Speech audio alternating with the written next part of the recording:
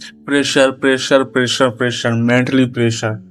मुझे पता इस सिचुएशन में लोग मरने की सोच क्रिएट करने लगते हैं अपने ब्रेन में, और वो सच में मरना भी चाहते हैं। लेकिन जो ये मेरी वीडियो देख रहे हैं उनसे एक सवाल कि अगर उन्हें मरना ही होता तो वो ये चीज क्यों सर्च कर रहे होते यूट्यूब पे कि मुझे क्या करना चाहिए।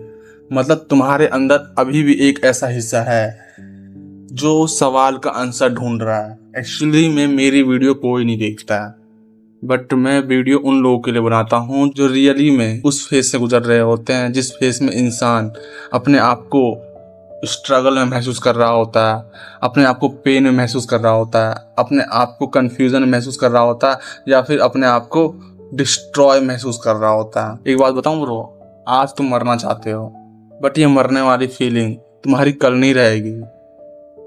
हर चीज टेम्परेरी है।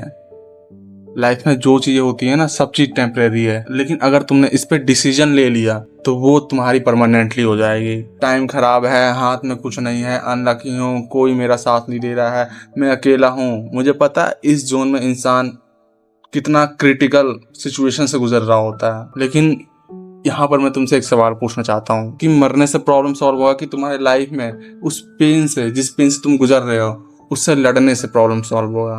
आंसर तुम्हारे पास है। यार हम में से कई लोग जो सुसाइड कर लेते हैं ना, वो एक पल के लिए ये नहीं सोचते हैं कि एक्चुअली में प्रॉब्लम क्या है।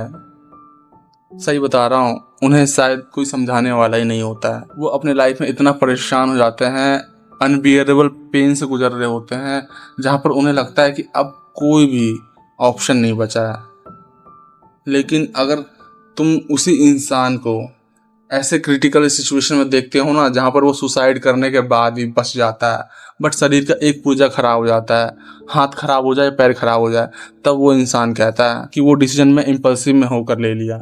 शायद उस समय मुझे कोई समझाने वाला होता, या फिर मेरा खुद का सेल्फ मुझे रोक लिया होता, या फिर कुछ तो ऐसा हो गया होता जो मैं उस समय अपना एक कदम पीछे कर लेता। यार तुम्हारे पीछे बहुत लोग हैं, तुम्हारे पीछे बहुत लोग हैं, ध्यान रखना। तुम आज मर जाते हो या फिर तुम्हें ऐसा लगता है कि मेरे को अभी दुनिया छोड़ना चाहिए, लेकिन सच बताऊं, ये कोई प्रॉब्लम का सॉल्यूशन नहीं है। पता है मेरे दिमाग में एक ही बात चलता है कि जब भी ऐसा सिचुएशन जब मेरे लाइफ में क्रिएट होता है ना, तो मैं एक ही चीज़ कहता हूँ कि जिस चीज़ पे मैंने टाइम फूका है, जिस चीज़ पे मैंने इतना टाइम लगाया है, उस टाइम का मैं रिजल्ट पाना चाहता हूँ।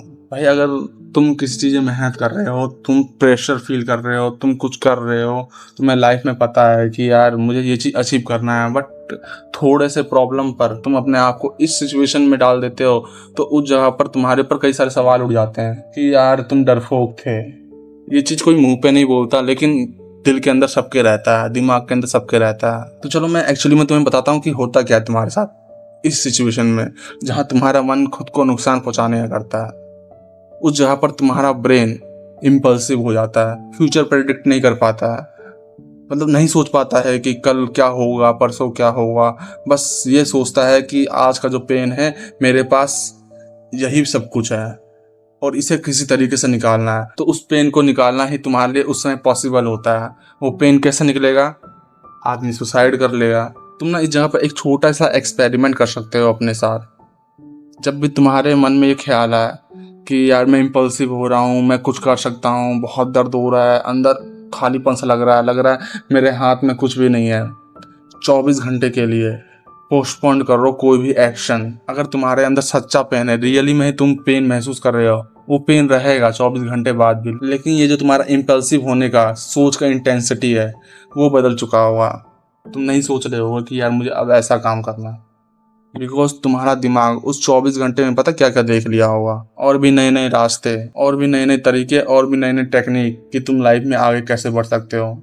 बहुत चीज़ें देखी मैंने अपने लाइफ में ऐसे, बहुत बहुत सी चीज़ें। और जब मैं इन सब चीज़ों को ऑब्जर्व करता हूँ तो मुझे पता नहीं क्यों ऐसा लगता है कि यार कठिनाई तो एक लाइफ का हिस्सा है। मतलब तुम अनएक्सपेक्टेड कठिनाई में घुसोगे, लेकिन उस जगह पर इसका सोल्यूशन मरना नहीं है, उस जगह पर इसका सोल्यूशन है लड़ना।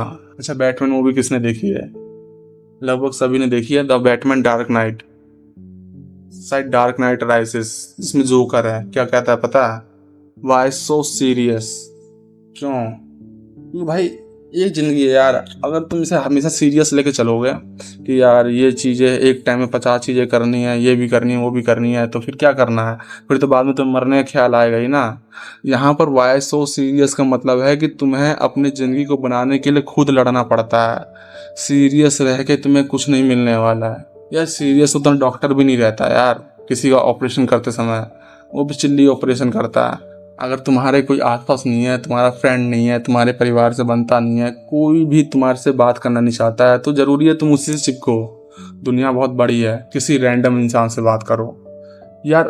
अकेला मत रहो। अगर तुम्हारे मन में ऐसे ख्याल आते हैं तो अकेला मत रहो, दोस्त बनाओ। इंट्रोवर्ट इंट्रोवर्ट करके जो तुमने अपने दिमाग का भांग का पकौड़ा कर रखा है ना, मत करो। ये सब चीज़ कहने वाली बात है यार, क्योंकि मैंने एक लाइन पढ़ी थी बुक में, उसमें लिखा है कि इंसान का अस्तित्व तभी होता है जब उस इंसान पे किसी दूसरे इंसान का अट्रैक्शन हो। मतलब एक अकेला इंसान इंसान कहलाएगा ही नहीं जब उसके सामने दूसरा इंसान ना हो। हम इंसान है यार। हम जब तक किसी की कमी महसूस नहीं करेंगे तब तक हमारा जीवन इम्पॉसिबल है। हम चाहते हैं कि कोई हमें देखे, हम चाहते हैं कि कोई हमें नोटिस करे, हमारे बारे में बातें करे। तो इन सब चीज़ों के लिए यार तुम्हें निकलना पड़ेगा, तुम्हें लोगों से बात करना होगा। जो लोग जा रहे हैं उसे जाने दो, लेकिन जो लोग आ रहे हैं उसे अट्रैक्ट करो अपनी ओर। मेरा तो यही राय है। और अगर तुम्हें कोई इंसान नहीं मिल रहा है तो मैं हूं ना। तुम यार कमेंट करो, थोड़ा सा रिलैक्स फील करो। सब चीज़ जो लाइफ में होना है वो होते रहेगा। लाइफ रुकने वाली नहीं है। एक टाइम में तुम मरना चाहते हो ना, मर भी जाओगे। एक बुढ़ापा आएगा उस जगह पर तुम मर भी जाओगे। लेकिन यार जो लाइफ तुम्हें मिली है 70-80 साल जो भी तुम्हें दी गई है, इसका सही इस्तेमाल करो और जियो अच्छे से।